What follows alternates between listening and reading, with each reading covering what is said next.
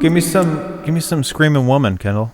You got the hump? You got the hump? Okay. Oh, let's paint a picture here. Kendall, Okay. you give me screaming woman. Zooty, you give me, because this is a British thing, you give me like laughing British guy. Okay, let's do it. Go. Liverpool. Keep up the chimneys. Indeed. That was brilliant. All right. So We should have just put a Wilhelm in there. I'll I think go I back might and- in post. Okay. Well, anyway, this is Halloween Madness part something. I don't know. This is probably going to go up after Slender Man. Probably. So this will probably be Halloween Madness part 3. Y'all like the hump? And we have Zooty here with us. Hello. I'm honored. No, you're not. Shut up. I am. And Kendall. Hi, Kendall. Well, hello there, Tugger. All right. So we got a message from Julianne Zumbach. But you're real nice, and you sent us the Spring-Heeled Jack. Spring-Heeled Jack. And I clicked on the link and I had to do it because it's so silly. But first, Zooty, Yeah, what's up? when I say Spring-Heeled Jack, what comes to mind? A brand of whiskey. Kendall? A serial rapist who likes to eat chocolate in the nude. Okay, I'm going to tell you which one of you was closer. Oh. Kendall. Oh, What? wow. But apparently, he's not eating chocolate. He's spitting fire on people. Same difference. Yeah. It all melts in your mouth. So, I'm just going to read this article here from Wikipedia. Fine folks at Wikipedia. Wikipedia. Spring-Heeled Jack's character in English folklore of the Victorian era, who is known for his startling jumps. The first claimed sighting of Spring-Heeled Jack was in 1837. Later sightings were reported all over England. Do the laugh. Well, at least give me sweeping up the chimney.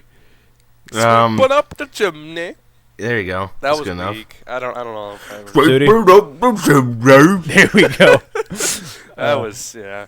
And were especially prevalent in the suburban London, the Midlands, and Scotland. There are many theories about the nature and identity of Spring-Heeled Jack. This urban legend was very popular in its time due to the tale's bizarre appearance and ability to make extraordinary leaps, to the point that he became the topic of several works of fiction. Spring-Heeled Jack man. was this... What? I find it funny that he's known for his startling jumps and leaps. Like, he spits fire and then he wisps away into the night. That's a man. Yeah. He's not world renowned for his fire spitting. No, it's because he can jump. He can jump. And he wears a cape. He should be on the Lakers. He can dunk. What do you... Okay, obviously Spring-Heeled Jack was his given name, but what do you think the guy's real name was?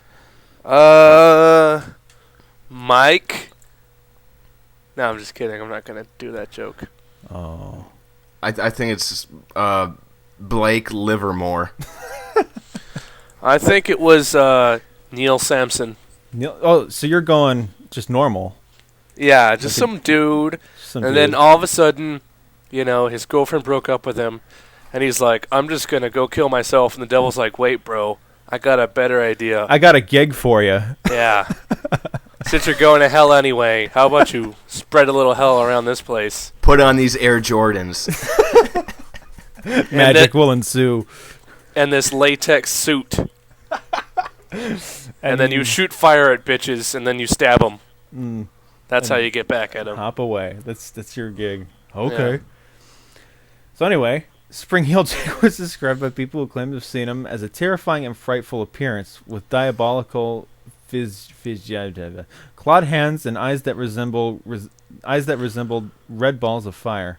One report claimed that beneath the black cloak he wore a helmet and a tight-fitting white garment like an oilskin. Many stories also mention a devil-like aspect. Others said that he was tall and thin with the appearance of a gentleman. Several reports mentioned that he Wait. What, girl? So, What you're saying is Johnny Depp traveled back in time in a Power Ranger suit and is shooting fire at women. More or less. Okay, continue. Sounds awesome, doesn't it? It does. I would watch the hell out of that movie. You know, this kind of does sound like a Tim Burton movie. It does. Yeah. It sounds like something that Johnny Depp would totally fit into. Yep. I guess because of Sweeney Todd. Okay. Except this is a lot better. Well, yeah. Yeah. And no singing. There could be some singing. Come on. Oh. I'm on a roof and there's fire.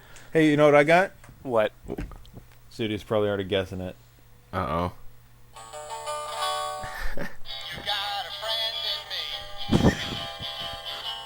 God damn it. All right, so... You're in the dark forest, that's all you hear. It's all...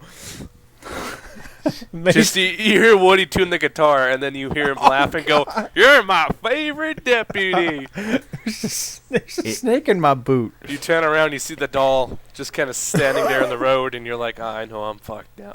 And then a ball of fire comes at you, and it's Spring-Heeled Jack. And he gets it from behind.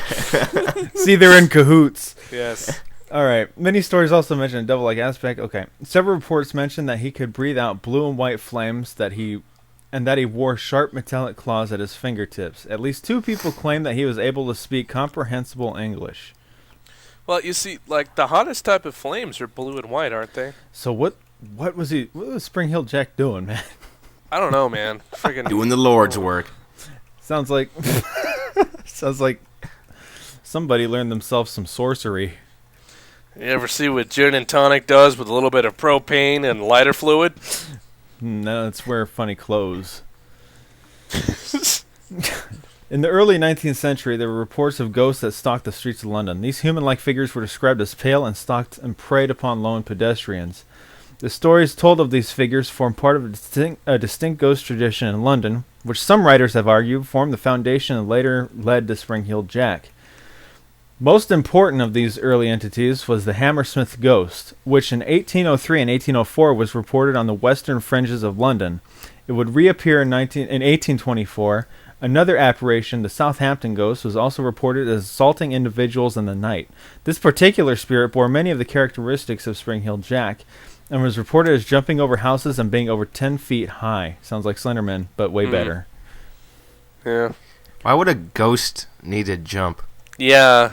Why would a ghost need to jump? What the hell? Right. Why is this ghost 10 feet tall? Why would a ghost want to breathe fire? What does a god need with a starship? The first alleged sightings, that had nothing to do with that, but that was a cool sentence. Yes. Well, it's Star Trek reference. Spring-Heeled Jack reference. Spring-Heeled Jack made in London. Okay, the first alleged sighting of Spring-Heeled Jack were made in London in 1837, and the last reported sighting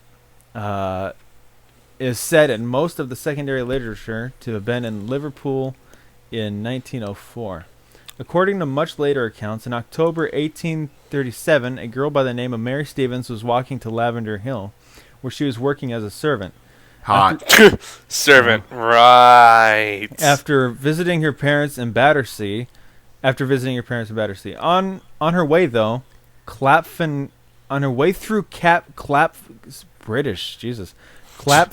Common, a strange figure leapt at her from a dark alley. I think it was Clapham because she's a prostitute. Clapham? Clapham. Clapham. Clap 'em and trap 'em. Goatman. Oh.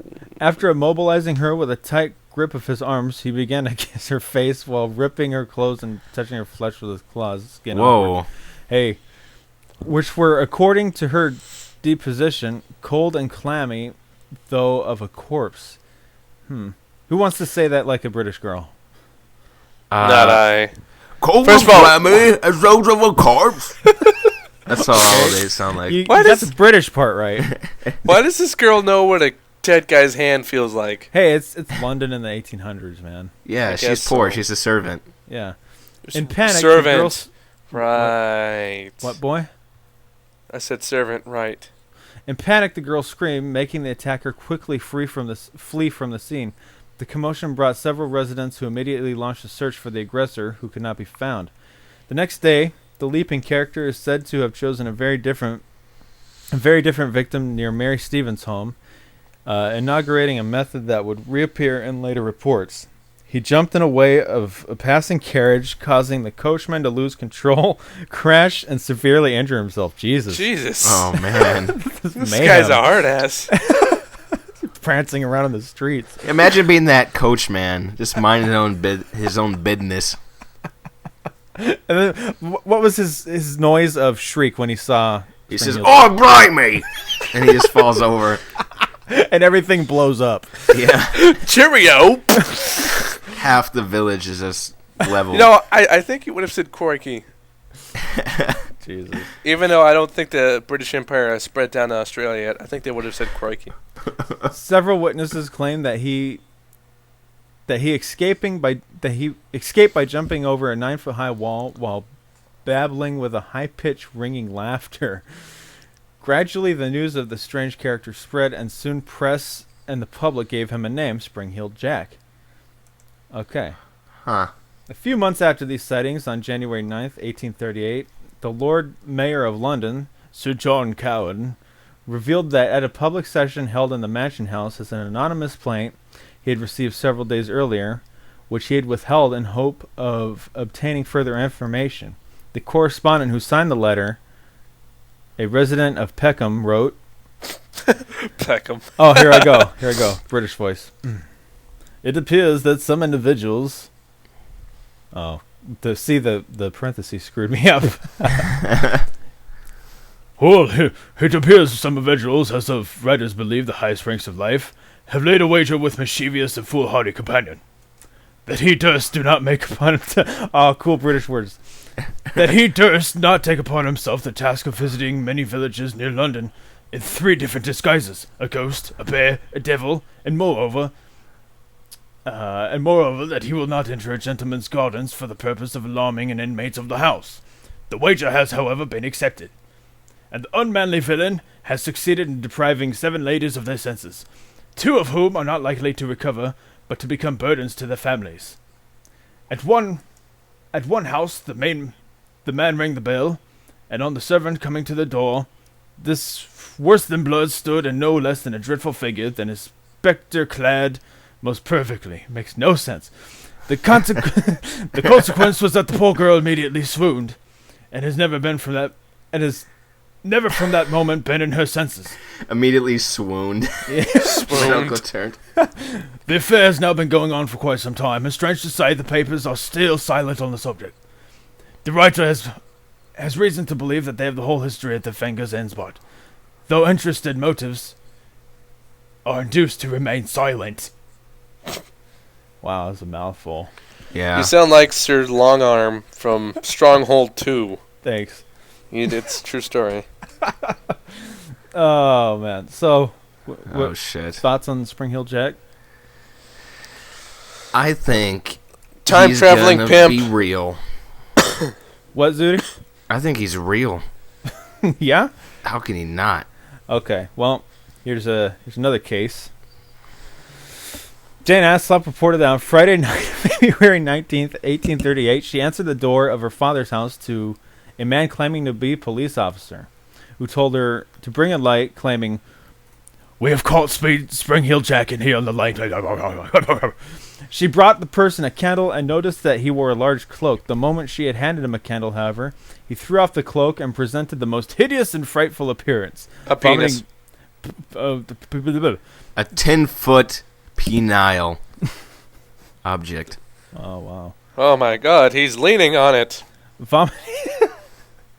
Help me. Vomiting blue and white flame from his mouth while his eyes resembled red balls of fire. I guess you could say he was the original Flasher. Who it is? Oh, hey now. Hey, girl. Careful with them words you say. They might be funny. Hey, don't poke me in the ear canal. Miss Alsop reported that he wore a large helmet and that his clothing, which appeared to be very tight-fitting, resembled white oilskin.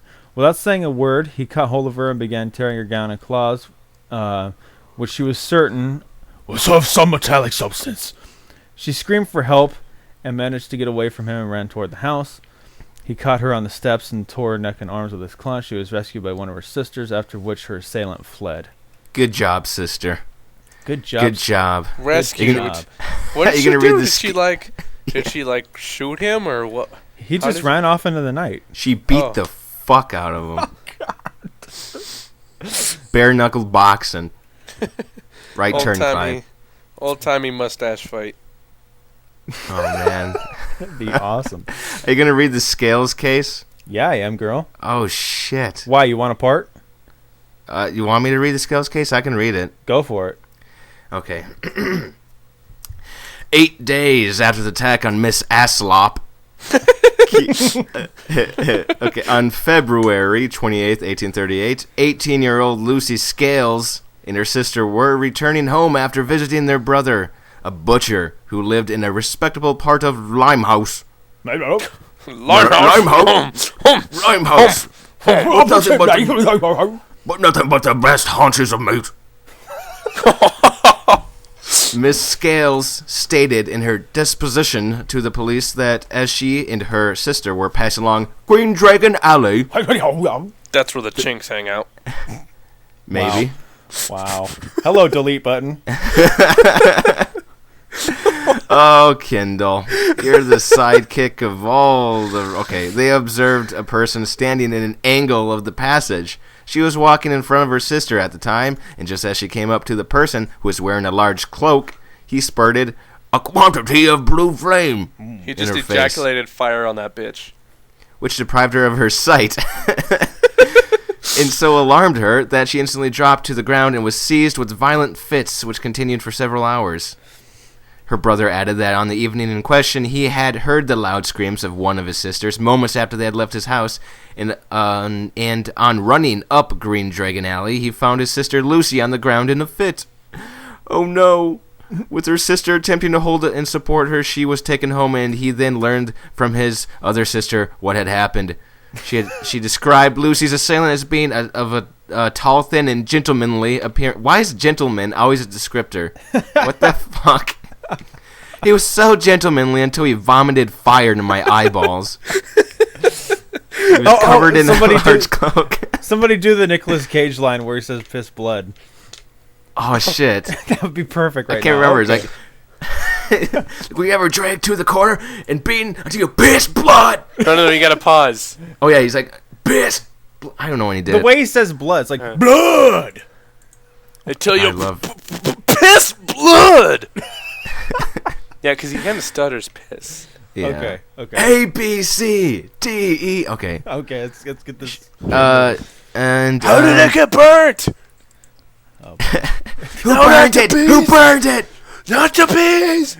Okay, come on, guys. And carrying a small lamp or bullseye lantern similar to those used by the police. So that's what he had. The individual did not speak, nor did he try to lay hands on them, but instead walked quickly away. Every effort was made by the police to discover the author of these and similar outrages, and several persons were questioned but were set free. Oh, man. Thoughts on Spring Hill Jack? He's like, he knows how to slip in and slip out of there. He sure does. He just for being like 10 feet tall, or whatever how tall he is, he can jump and run away really easily. Yeah, he can. He can power walk away from a rape scene and get away with it. And he has that cape, and he doesn't trip or anything. Nothing to do here. Hoop, hoop, hoop. Man, I heard he looks like Darth Maul. Yeah. So, Metal Claws. I don't know if anybody want to read this next part. The legend spreads. Yeah, you want me to do it? Okay. Or? I haven't read, but I don't care. Give a shit. You want to do it, Kendall? Well, I'd have to open up the damn link. The Times reported that the alleged attack on Jane Alsop on March 2nd, 1838, under the heading "The late outrage at Old Ford." This was followed by an account of the trial. Thomas Milbank, who immediately after reported the attack on Jane Alsop, had boasted in the Morgan's Arms that he was Spring-Heeled Jack. He was arrested and tried at Lambeth Street Court. The arresting officer, James Lee, who had earlier arrested William Corder, the Red Barn murderer. God damn. What a freaking... I don't want to go to London. The Milbank had been wearing white overalls and a great coat, which he dropped outside the house. And the candle he dropped was also found. He escaped conviction only because Jane Alsop insisted her attacker had breathed fire. And Milbank... Well, she was really set on that. Yeah. And I guess it must have happened. And Milbank admitted that he could do no such thing. Most of the other accounts were written long after the date. Contemporary newspapers do not mention them. After these incidents, Spring-Heeled Jack became one of the most popular characters of the period. His alleged exploits were reported that newspapers became the subject of several penny dreadfuls and plays performed in cheap theaters that abounded at the time. The devil was even renamed Spring-Heeled Jack in some Punch and Judy shows, as recounted by Henry Mayhew in his London Labour and London Poor. Zooty, you want to read that quote? This here is Satan. We might say the devil, but I ain't right, and gentlefolks don't like such words. He is now commonly called Spring-Heeled Jack or the Roshian Bear. That's since the war. Nice. Henry Mayhew. But even as his fame was growing, reports of Spring-Heeled Jack's appearances have become less frequent, if more widespread. In 1843, however, a wave of sightings swept the country again. A report from Northamptonshire described him as the very image of the devil himself, with horns and eyes of flame. In East Anglia, reports of attacks on drivers' mail coaches became common. Jesus. He was linked with the phenomenon the devil's footprints, which appeared in Devon in February 1855. And I've heard of the devil's footprints. Creepy. The last reports in the beginning of the 1870s, Spring-Heeled Jack was reported again in several places distant from each other. In November 1872, the News of the World reported that Peckham was in a state of commotion owing that is known as the Peckham Ghost. A mysterious figure, a mysterious figure, quite alarming in appearance. The editorial pointed out that it was none other than Spring-Heeled Jack, who terrified a past generation. Jason Statham. Similar stories were published in the Illustrated Police News. In April and May 1873, there were numerous sightings of the Park Ghost in Sheffield, which locals also came to identify as Spring-Heeled Jack. Yeah. Yeah. Breathing fire? So, what do you think? What else could Spring-Heeled Jack do in his spare time? I don't know. Like, if he can breathe fire, he's obviously mastered that trick. What other tricks did he just do just to do them? I don't know. I'm still reeling from your Jason Statham. Thanks. He can probably do the helicopter dick. You think? Yeah, it's. I bet you he started with that, but he wasn't good enough yet, so he moved on. But he kept trying to perfect it as he went on. Yeah, you just like swing that meat around like a propeller. You know. He didn't know when to quit. God. I bet he was also like really mad skills on making fondue. I bet he could make a mean fondue. Yeah, definitely. Yeah. Well, yeah, he's got to be some sort of a cook if you're crazy. Yeah. In fact, that's why he's always in a hurry to leave the scene, because he's always left something in the... He has to go check his oven. Yes. You think he has like a brisk Mr. Acer walk? Oh, definitely. Okay. This news was followed by more reported sightings until August 1877. One of the most notable reports about Spring-Heeled Jack came from a group of soldiers in Aldershot's barracks. This story went as follows. A sentry on duty in the North Camp peered in the darkness, his attention attracted by a particular figure advancing towards him. The soldier issued a challenge, which went unheeded. Like, I challenge you! And then it doesn't do anything? Okay. Yeah. And the figure came up beside him and delivered several slaps to his face. A guard shot him with no visible effect. Some sources claim that the soldier may have fired blanks at him, others that he missed or fired warning shots. A strange figure then disappeared into the surrounding darkness with astonishing bounds. He adds that the panic became so great at Aldershot that sentries were issued ammunition and ordered to shoot the night terror on sight, provided that the appearances ceased. Hamilton thought that the appearances were actually pranks carried out by one of his fellow officers, a Lieutenant Alfrey. Zooty, why don't you go ahead or Kendall, whoever wants to read Lincolnshire. I'll go for it. Okay, girl. In the autumn of 1877, Spring-Heeled Jack was reportedly seen at Newport Arch in Lincolnshire, wearing a sheepskin. An angry mob supposedly chased him and cornered him, and just as Aldershot, while before residents fired at him to no effect. As usual, he was said to have made use of his leaping abilities to lose the crowd and disappear once again. Okay, Liverpool. By the end of the 19th century, the reported sightings of Spring-Heeled Jack were moving towards the northwest of England around 1888. In Everton, North Liverpool, he allegedly appeared on the rooftop of St. Francois Xavier's Church in Salisbury Street, Stake. In 1904, there was reports of appearances nearby William Henry Street. And there's been modern sightings as well. Oh, go on. Do tell. In South Herefordshire, not far from the Welsh border, a traveling salesman named Marshall claimed to have... Hi, I'm Marshall. I'm a salesman. I saw the Spring-Heeled Jack. Claimed to have... Hey, sweep it up the chimney. What you get for some tonic, boy? Fucking Statham. Mickey, you're lucky we ain't worm food after your last performance. Buying a Tots Mobile Palace is a little fucking rich. That's from that movie Snatch. Whatever. Thank you. Okay. Moving on. People are lost now. Damn it. So in 1986, the man leaped enormous inhuman bounds past Marshall on the road and slapped his cheek. He wore... What is up with this guy? And slapping. That's what he thinks about the law. He wore what the salesman described as a black ski suit, and Marshall noted that he had an elongated chin. In February 2012, Scott Martin and his family were traveling home by taxi from Stoneleigh at about 10:30 p.m. when they saw a dark figure with no features run across the road in front of them before climbing over a 15-foot roadside bank in seconds. Near Nescott College on the Euro bypass, the family laird likened the figure to the legendary Spring-Heeled Jack. There you go. God damn. Oh, Spring-Heeled Jack. What you gotta do, people like that? What you gotta do is so wrong.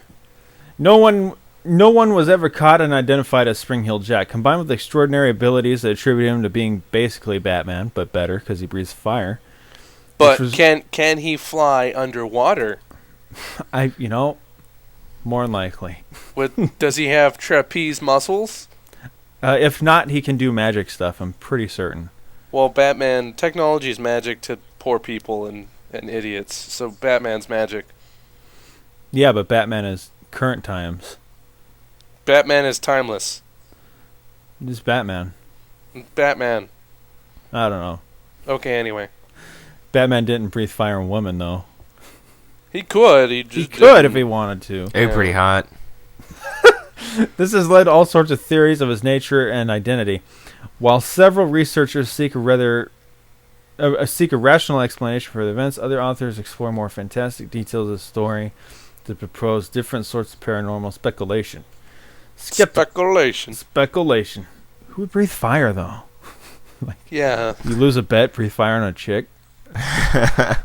A popular rumor circulating as early as 1840 pointed to an Irish nobleman, the Marquess of Waterford, as the main suspect. Haining suggested that this may have been due to him having previously bad experiences with women and police officers. I don't know where I am anymore. I'm just scared of fucking Spring-Heeled Jack. You got any windows in cheeks? You got any windows in that basement? Not anymore. I boarded them all up. Yeah. With cardboard boxes? With empty whiskey bottles. Those are almost as good. Yeah. That'll stop them. That's more like boarding up your mind. Yeah. Okay. Permanently. So ZOOTY, what's up? You're a student of the mind. Obviously. What's wrong with Spring-Heeled Jack? Well, if you're a Freudian, he had some trauma when he was a little boy. I'm going to say his uncle touched him. Mm-hmm. Yeah. And his uncle ran away in leaps and bounds. Well, obviously the elongated chin represents a penis, if we're going the Freud route. Yeah. Sometimes a cigar is just a cigar unless it's on the chin of some fucking pervert vomit man. Fire. That's a penis. Or he's an alien that learns fire tricks. Or he's a penis. All right, everybody. It's been Spring-Heeled Jack. Oi. He's got some nice boots, though, in that top picture. Yeah. Yeah. Somebody just took the jam out of his donut. and he's just mad. That's what I think. Okay, so Spring Heel Jack. Oi, Susie. Things you may not have heard of with Zooty. Say bye, Zooty. Bye. Okay. Kendall? Okay. What? Oh, let's paint the picture as we go out. Ready? Okay.